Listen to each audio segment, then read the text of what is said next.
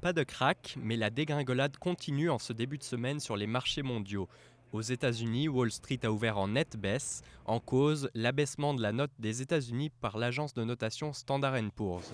Plus tôt, les bourses européennes ont suivi la même courbe, secouées par la crainte d'une crise mondiale. À la clôture, Athènes chutait de 6%, Londres de plus de 3% et Francfort de 5%.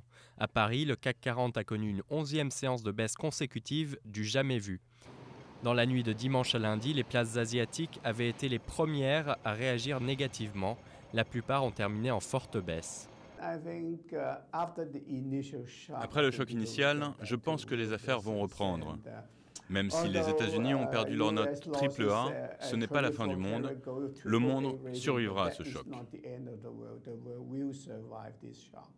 De son côté, le marché de la dette s'est calmé, rassuré par les déclarations volontaristes des dirigeants de la zone euro.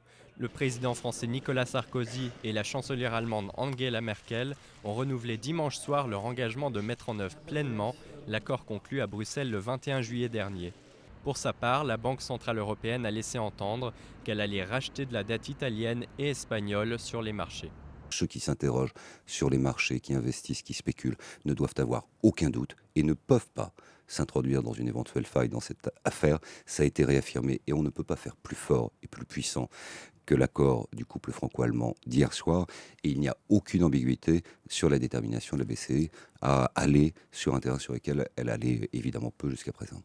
Conséquence immédiate de l'annonce de la BCE, les taux des emprunts obligataires à 10 ans de l'Italie et de l'Espagne ont fortement baissé. Une bouffée d'oxygène pour l'économie de ces deux pays.